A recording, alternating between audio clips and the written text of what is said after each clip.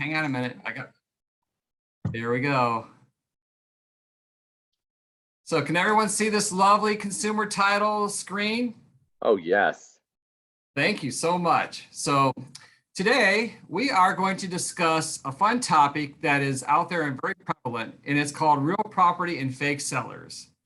The imposter sellers scheme. It recently came to fruition here with the HomeSmart team that someone has been trying to fraudulently have them list their properties. And so I'm going to go through the process, and we're going to look at the red flags, and we're going to look at how to prevent this. So the first thing we're going to do here is how does the scam work? So this basically involves illegal sale of property without the actual owner's knowledge and involvement. And that's another good reason to have title insurance, because if this does slip through the cracks, then you have a title insurance policy that would actually be able to find you a cure or help you remedy the situation. So basically what happens is the imposter poses as the real landowner. And what they do is they usually target vacant lots, but can include houses and condos. And traditionally, I see a lot of this happening if it's owned by a corporation now, or if it's an absentee landlord. Those kind of things are really happening frequently. They usually target the owners who live out of the country. Since there's a lot of foreign investors in the United States, that's another big area that scammers are going after. So they provide fraudulent documents as the IDs, and this is how they get to the realtors. They reach out to the realtors agents by the agent websites, which is like a Realtor, Zillow, or even your own website. You know, they see or in a certain area where there's vacant lots, they reach out to you. And some of the things that should raise a red flag to you right away is they want a valuation of their property and request a quick sale. And you're wondering, okay, so you look at your market as a realtor and say, okay, will this sell or will this not? But that's the first question to go in my head is that, what is this all about? Why do they need to sell it so quickly? And then last on this list is the scammers cooperate with title companies to get the documents signed and notarized. And that's after they all fell through the cracks. And then that's when the title company would step up and decide whether or not they had good documentation, if it was a real transaction, and then decide whether or not they could insure it or not. So do we have any questions on what someone may do to contact you to list a property? Okay. Since we're not there, we're going to go to the next slide. So recognizing the red flags.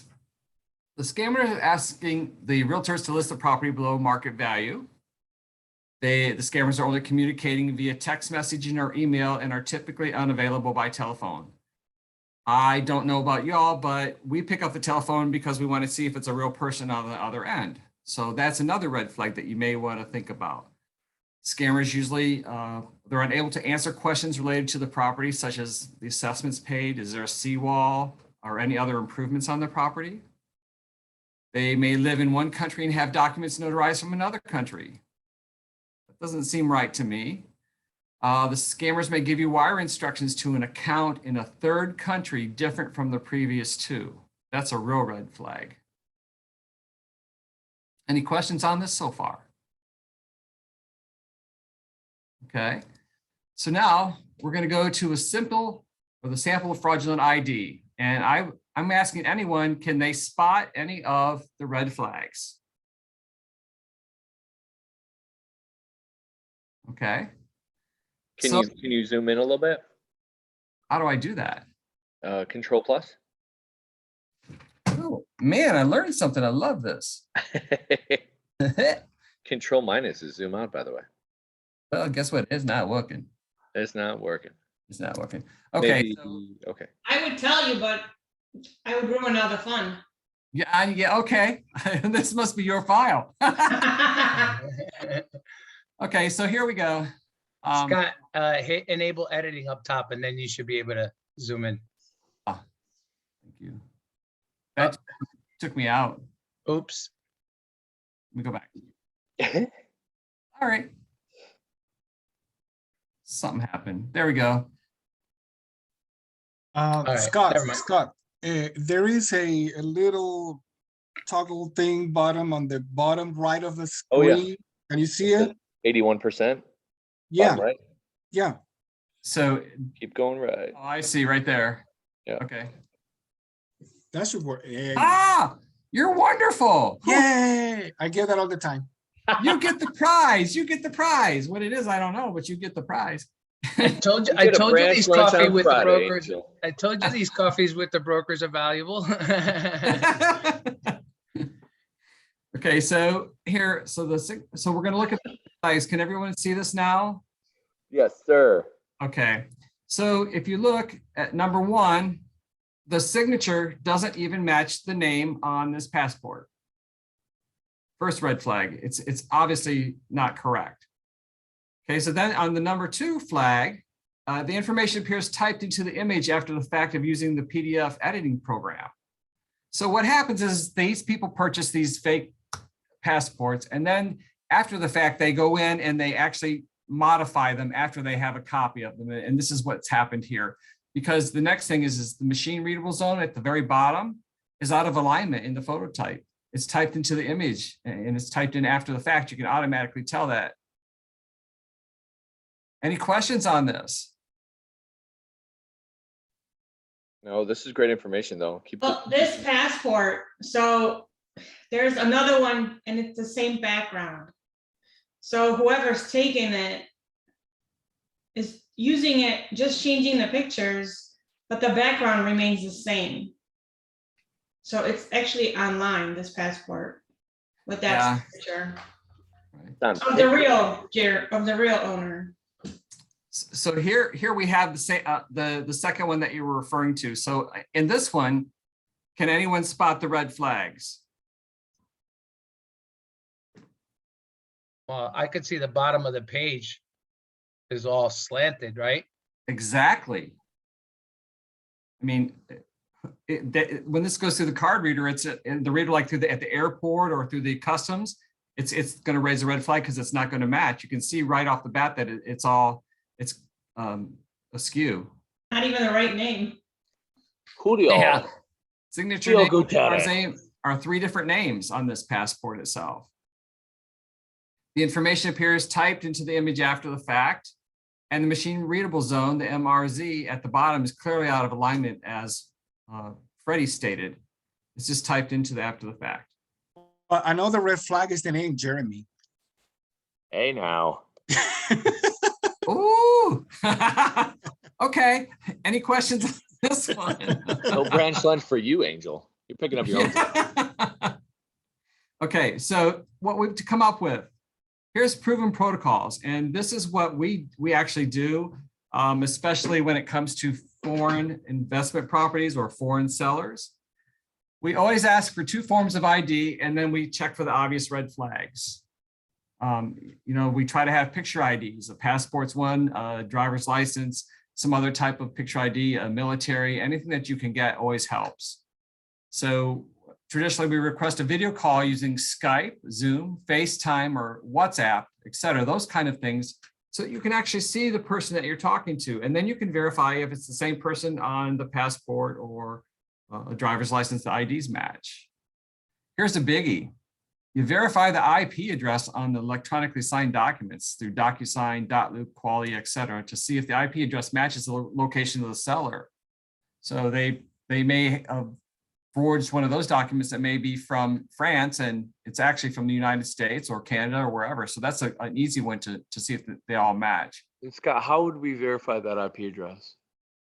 Well, first you're going to have to take a look at it. Then you can go online and you can request the information. So let's take these passports. So you can ask, how we did this is we actually called the passport division for the United States, and they basically said that visit their website and you can type in the location of this person and they will bring up an IP address for them.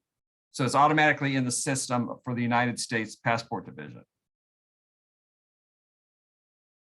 Very cool. Okay. So you want to compare the address and phone numbers to the country of the origin, of course. And so you can do that online. You can just type up what is the, the area code for France or Canada, and it'll tell you.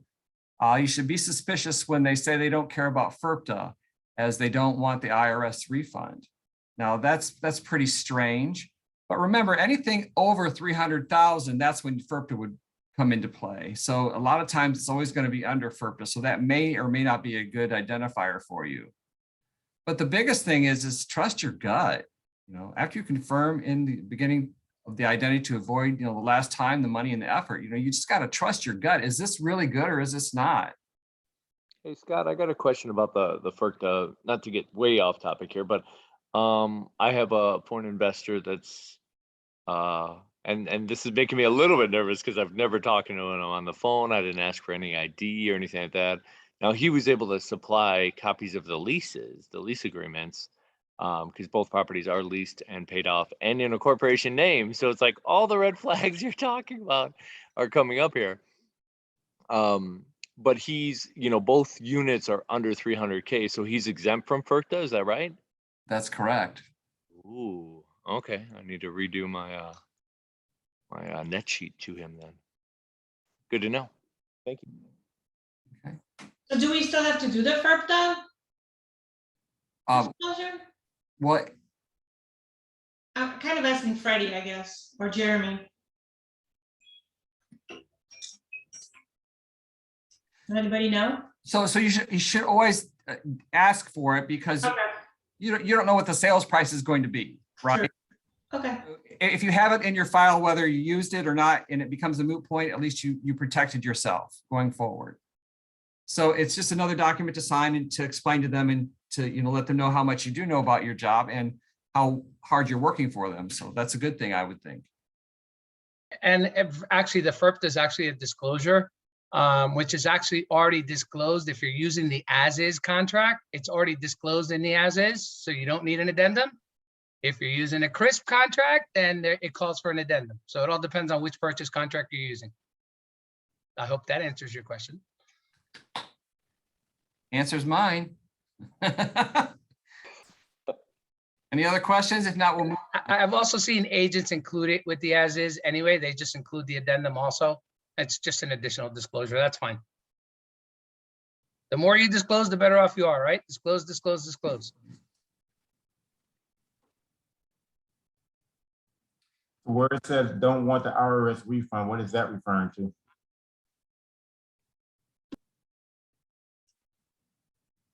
Scott, you want to handle that one?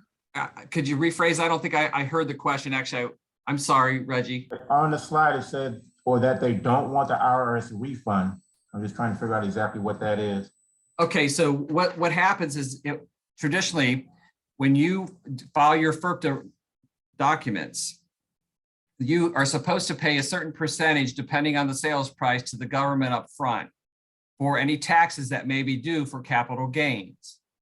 If all that money's not used, you get a refund. The seller gets a refund back for the monies that they paid out to do the FERPTA for the IRS. And that would be the refund. It'd be like a tax refund because they overpaid.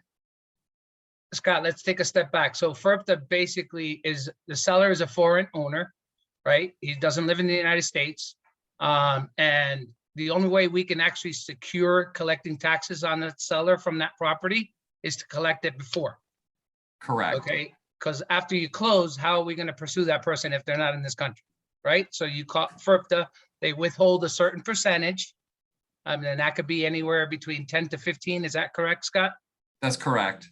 And then title company will withhold that. And then once the property closes, that money gets dispersed accordingly. Payments are made, taxes are paid, and then anything that's left over goes back to the seller. That makes sense. Is that right, Scott? That's correct. So I want to elaborate on that just a bit. One of the reasons that it's done and not behind is because the buyer is responsible for anything that the seller does not take care of when it comes to the Foreign Tax Act. That's a great point. So basically, if we don't collect it from the seller, guess who's going to be responsible for those taxes paid? Your buyer. Your buyer will be. So that's part of your buyer's due diligence to make sure that that FERPTA is disclosed. Make sense? Yeah, they're going to hold somebody's hand to the fire. Yeah. If they can't get the seller, they're going to hold the buyer. Uncle Sam will get their money. Okay, so any other questions on this? I want to bring you back to the next document that I have for you. And so, hang on a minute. So what this is a letter that Consumer Title sends out to the property owners. And I have a copy of this if anyone would like to use it. And this is just something that we utilize in the event that we feel that something is not right up front. And this basically says that Consumer Title was elected to basically provide title insurance for the transaction. And we want to alert them that, you know, that the transaction is pending. And basically, if they're doing a selling or a refinancing of the property, that we want them to contact us immediately so that we can basically verify all the information that we have. And actually, we have had this happen and we have caught fraud and stopped it before it actually did happen because we utilized this letter. And it was up to the teammate who did this, the team member. And so I was really proud that all the training that we went through, that this letter was did save the transaction from being fraud. So if anyone wants to have a copy of this letter, I'll put it in Word format and you can utilize it to send out to your potential new client. Maybe this will prevent them from responding back to you, which then you automatically know it's a bad situation. Would we send it from Consumer Title or would we change it from our office? Like, No, you could just send it from Consumer Title. It's just a boilerplate document. Okay. You'd have to make sure you'd call me up or call somebody up and say, hey, I sent this letter out. Somebody may be calling you, and just let us know. So Okay. that you're not caught off guard, and we can forward the information then on to you. okay, because I did send one out, but I changed it from HomeSmart that, you know, I was verifying. That's okay too. Okay, Either way, whatever makes you happy. You know, thank you. it's done. That's the important part. So you protect yourself. Any other questions on that one? I'll take it if you want to email it to me. Okay. I just wanted to make a quick comment. Hey, guys, if you are going to put HomeSmart's name on a letter that you're sending out, please run it by us first. Okay, All right? Yeah. I mean, this one's okay. It's a template. We're okay. But yeah, just make sure if. well, it was a template from another title company. Okay. Yeah, but let's just make sure that we're in compliance. We don't want to open up another can of worms, right? All right. Okay, so here we go. How do we report fraud? You inform the title company, Consumer Title, so we can report it to the underwriters. Because what happens is we're agents for our underwriters. We write the title insurance, and then what happens is if there is a claim filed, we're liable for up to $10,000, and then anything over that goes to the underwriter. And of course, you know, it's like any insurance company, they're going to provide you with a lot of questions. Notify your boss, coworkers, according to your fraud protocol. So we have a policy here in our office on how it works, and I'm sure HomeSmart does too. So you may want to review that quickly. Notify the real estate agents, the brokers on both sides. The other side may not know what's going on. You know, ask the real estate agents to inform their local MLS office of this. You know, if you want to take it a step further, you can contact your local police department, financial crimes unit. And here's what happens when you do that. When you call them up and you tell them this is happening, they basically tell you that they can't do anything because no one's been severely damaged, or there's been no damage, there's been no crime committed because you stopped it. You can also contact the local Secret Service field office or your Attorney General fraud hotline. That's probably just for notification to look into. But unless this fraud has actually happened, there's no agency that can do anything because there's nothing to take action on. Any questions on that? Yeah, don't be surprised if you see that same listing pop up through another brokerage, because they're doing that too. So once they figure out that you've caught on to them, they'll go to another agent and try it again. Because I've seen it happen already. And so last but not least, any questions can be asked at Ask the Attorney portal, and it can be located at www.consumerT.com. So is there any other questions that maybe I can help you with today?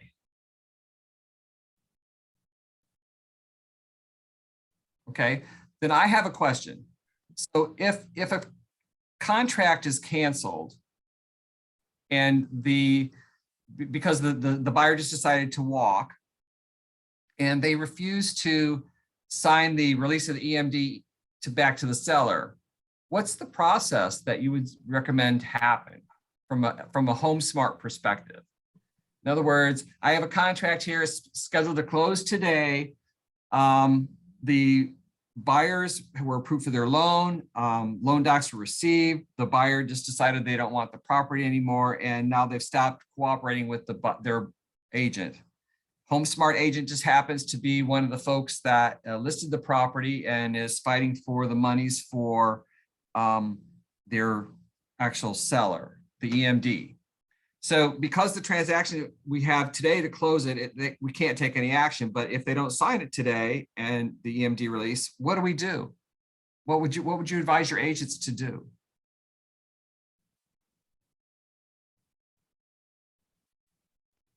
Are you asking me, Scott? Yeah. Oh. You were Jeremy. Sorry. I thought you were asking the agents. I'm sorry. Well, so what would we do if the buyer walks on closing date? Yeah. And we have loan docs and we have everything. Right. But they refuse to sign the EMD release back to the seller. Okay. Typically, since you're holding escrow, we advise them to reach out to title and let them know, so that because at the end of the day, you guys are holding escrow, so they can try to pursue it, but you guys have to release it, and the only way to be released is a meeting of the minds, right? Exactly. Otherwise, if it does not get released in a certain amount of time period, you guys can make a decision and deposit it within the court, and then they would have to file a lawsuit to pursue that money, either party or both parties. Is that right? Yeah, that's what I'm thinking. There's a provision in the contract that tells them that they may need to go to, it depends if it's an as-is contract or a FAR contract, but they need to go to mediation, and then they try to resolve it before that. So, I mean, we can advise on what the contract says, but I didn't know if there was a different process that you guys have other than what the contract actually states. That was why. Yeah. I mean, for our compliance, all we need to have is something in writing requesting that we, or showing that we requested that release and cancellation of contract. We can't make anybody do anything, especially sign anything. So as long as we request it, say, hey, buyers, the buyer is requesting it in writing, and refuses to sign, that's all we need for our compliance. But then we direct them to, I mean, at the end of the day, title's the one making decision on EMD, right?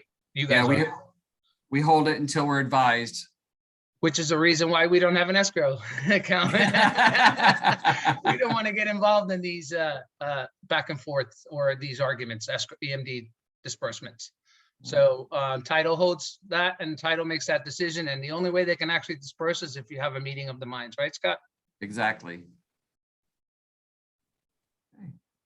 Thank you, Freddie. Appreciate it. You got me on my toes this morning. Whew. It's not hard to do. All right, you guys. Well, thank you guys for having me here today, and I really appreciate it. You know, remember, Consumer Title's here to help you for any of your title insurance needs. So we're just a phone call away or an email. So I give the floor back to Jeremy and to Freddie. All right. Thank you so much, Scott. We really appreciate you and all your wonderful title services-ness. You know, again, I can't say it enough, but Janice and I absolutely are floored with the wonderful work that you guys do for us. And we're going to continue to use your services and recommend you obviously to other agents because it's just top notch. So thank you. Okay. He's speechless. I'm verklempt. Verklempt. Thank you. I appreciate it. I do have a couple of questions. Being that it's already kind of hit home here, and it happened to one of our agents. Sabina, do you mind sharing how this whole thing unfolded? I'm kind of putting you on the spot now. I know you are. Well, I would love to see how the experience went. Like, how did we find out? How did you know? Like, what triggered all this? Like, Oh, it was a realtor.com lead. So it came through my email saying that someone's, looking, it was his name and his number. And he said he was looking for the CMA of his land that he wanted to sell. Now, this is about the third one I did. So I have other listings, which I'm trying to verify right now. So I didn't think anything of it because I didn't even realize this existed. So when I got his information, all the passports, I just kind of glanced at it. Okay, I got them, whatever. I didn't even think to make sure they're real. So I listed it. And then a few days later, I got a call from an agent who's like, oh, about your listing, it's fake. They tried to list it with us and we figured, that it was fake. So that she just warned me about it. And then I went back and reviewed the passports and everything else. And it sure enough, it was very fake. And she also sent me the passports she received from this Jeremy Roth and Julian Roth, and they were different pictures. So the passports were the same name, just different pictures that she had. Interesting. Yeah. And they came from realtor.com, huh? Uh-huh. All of my land listings are from realtor.com except for one, which I'm hoping is not fake. Well, he's actually from the States. He's from Washington. He said, oh, you listed the land next to mine. Can you list, I was thinking about selling mine. Can you list mine too? I was like, okay. So, but I'm hoping the other ones are not fake, but we will find out. Okay. Well, you remember you got Scott and the team over there. So as a seller preferred title company, you right, absolutely. And we can do the due diligence before it even goes on the MLS, or actually before it goes into contract. And then there was another listing. I had another inquiry, and this was a few months ago, and it was a guy who called me. His name was Trevor Shaw.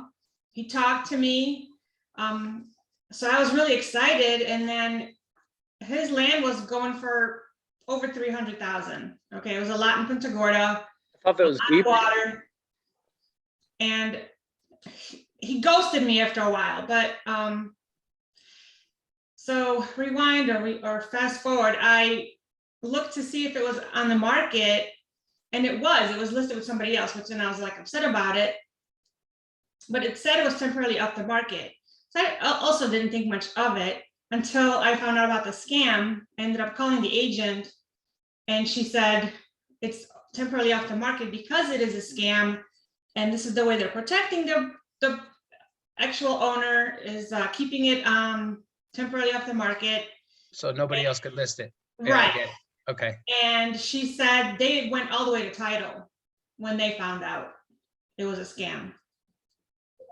So at least I didn't have any buyers for mine, and did all that extra work. But well, you put in a lot of time into the listing, right? You did CMAs, you put listing presentation together, you had those conversations. So yeah, but I didn't really, it's weird. I didn't know this thing existed. Now I do. So I think every agent should know about it. There's a bunch of scams out there. Just be careful, guys. Right. Do your due diligence. I mean, a couple of weeks ago, somebody was copying my emails for the third time. Right. They were putting my signature on there, and it was coming from a different email address. So just be careful what you guys open up, emails, invitations, have those conversations. If you're going to take a listing on, if you're going to meet a buyer, make sure that buyer is legit. I know back in the day, and I'm talking way before back in the day, we used to have the buyers come into the office, meet them there, and then we would ask them for a copy of their driver's license as a safety protocol. And then we would actually send that driver's license to one of the other agents in the office and say, hey, I'm going to be out all afternoon with this person. Just keep an eye on me. If you don't hear from me by tomorrow, you know who I was with. And that was back in the day. I'm serious. Yeah. So just be careful. There's always going to be people out there scamming and trying to figure out a quick way or a dirty way, or, trying to always do those nasty things out there. My words escape me now, but just be careful. Put your head to what you're doing. Especially if you're taking on a listing, let's do that due diligence. Look at the tax records. Look at When you pull your CMA, go straight into the public tax records, make sure you verify everything. Yep, Yeah, be proactive. I did all that. I mean, I went into the tax records, but again, I mean, you know, Another one is good is having those conversations in that. If they don't know answers to certain questions, that's something fishy. That was a great point, Scott. Like I'm asking you, hey, you know, what's the actual square footage? Have you done this? Have you done that? Oh, I don't know. I don't know. I mean, look, I see these disclosures all the time, these sellers disclosures say, I've never lived in the property, yet they've owned it for 4 years. They've paid the bills on it. They've paid the repairs on it. You're going to tell me you don't know the condition of your property? You know, come on. Those are things you need to look out for.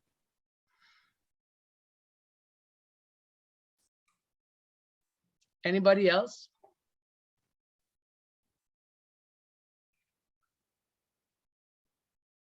Crickets. Oh my gosh, it's only Tuesday. Lull It's everyone only to sleep, Freddie. Tuesday. Good job. Have you guys had your coffee yet? It's only Tuesday. Wake up. All right. No, so if no one's got anything else, Jeremy, anything you want to add? Scott, Sean, Shane, anybody? I just want to thank everybody again for, using Consumer Title. We do appreciate your support. I was at an NPI meeting this morning, and there's other folks in there, and it seems like the market's just getting harder and harder and harder, but you just got to hang in there because we've all been through these cycles and we know we're going to come out of it. So, and the rates are going to pop up, another 3/4 of a point or something? Is that true, Shane? I'd expect that in the next month or two. But they'll come back down. Yeah. I want to add something to that. Listen, I've been in this for a long time. All we got to do is adjust to the market. There's never a bad market. Okay. It's either a seller's market, a buyer's market, a foreclosure market. It's always a short sale market, whatever it is, there's always a market and there's always business for us. So keep your heads up, keep pushing along, make those adjustments. As listing agents, you're going to see more conventional loans coming through, FHA loans coming through. You're going to stop seeing a lot of those cash offers above appraisal. So just make those adjustments. As a buyer's agent, you have more negotiating room in today's market, right? Exactly. You can negotiate more. You can actually come to the table with a financing deal and get it accepted. Just so you guys know, I put together a deal last week where it was a USDA deal. The buyer came at zero out of pocket. Zero. Wow. Like the seller gave back 6% of the sales price to cover the closing costs. Like that's the shift. That's a big shift from a year ago. Yeah. Wait, did you say shift or something else? Yeah. Shift. Oh, okay. Freddie All said right. shit. Hey, I just want to let y'all know too. Hey, get your minds out of the gutters. I heard shift. I just want to confirm. So anyway, Brian Lewis is coming. He's gonna bring something. What are you bringing on? Oh, now he turns off his camera. Sure. Now he goes off camera. Yeah, he's like, oh no, don't put me on camera. So anyway, he's bringing something to raffle off. Also, Lisa with American Home Shield is bringing something to raffle off as well. Scott, I'm putting you on the spot. What are you bringing to raffle off on Friday? Well, unfortunately, I'm going to go to a Christmas party in July from 3 to 6 in St. I don't think there'll be enough time to get from Orlando to St. Pete. Unfortunately, I'm not going to be able to join, but I'll see you in Nokomis. There's plenty of time. You can leave around 1. You got 2 hours to get to St. Pete, put on your Christmas attire in the car. It's all good. I sorry, Brian, I asked you a question. I didn't even give you a chance to respond. You're muted. Uh-oh. You're muted or your volume is really down or something. I see your mouth moving.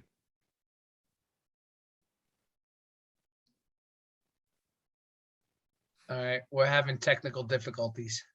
He did say something about Starbucks. He caught my interest. Brian? Can't hear you, Brian. Brian, what did you do? Fix your phone. Connecting to audio. Now it's coming. It's coming. Wait for it. Wait for it. Now Unmute. Go. Unmute. Go. Oh my gosh. I hope you don't do Zooms for a living here. There you go. Nope, you still can't hear him. Still nothing. All right. I'm gonna type it in the chat, Brian. So what I'm gathering is Brian will be with us on Friday for lunch. Brian And will he- be and- with us on Friday for lunch. He was raffling off like a month's worth of Starbucks or something like that. I think I read. Wow. Which Oh, I was like, wow. ooh, I'm gonna put. But you have to introduce yourself to Brian and give him your card. He said, yup, and raffling off a month's worth of Starbucks. I can read. Hooked on Phonics did finally work for me. Yes. All right. So Hey, do sorry, you wanna Brian, we introduce- couldn't since hear you. Brian is muted, do you want to introduce him now, Jeremy? Who is Brian? Who is Brian? I don't know. He's got the Ida quote in the background. Ida quote. No, Brian is the I'm just gonna make him sound all important here. He is the person that runs Florida Best Quote, pretty much. He's Glenn Garish's right hand, if you will. Probably his left hand too. He just like sits there and does nothing really by the he's nodding, yes. He's with Florida Best Quote with one is our smart affiliates, and they're absolutely fantastic. My wife and I are closing in less than a month on our new home in Groveland, and Brian's company is supplying the insurance. I had two great insurance companies that I used to recommend before I met Brian and his whole group with Florida Best Quote, and then I started, I'm like, oh, they're our affiliate. Let's start passing out their names and numbers and see what's what and see what happens. And they just blew everybody out of the water. I remember last year in September, Janice and I were working with this buyer, Shelly Lott, and she bought a property in DeLand.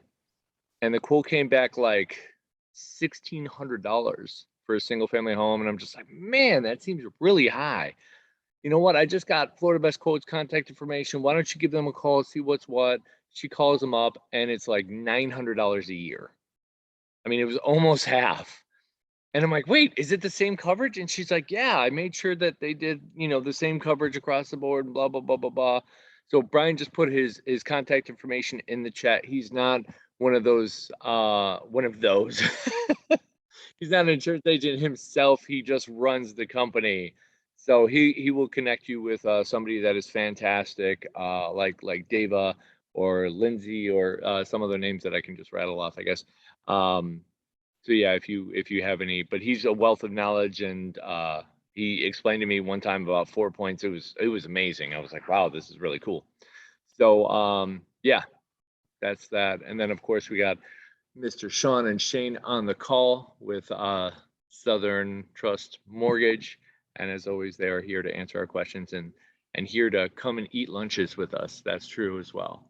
I'll bring a gift basket to give away. All right. I love all the competition of baskets and raffles. This is good stuff. It's coming out of your marketing dollars, Shane. Darn it. All right, that brings us to the hour. Ish. Thanks, everybody. Enjoy your Tuesday. Stay safe. And we'll see you soon. Thank you. Thank you. Thanks, everyone. Bye, everyone. Thank you. Bye-bye.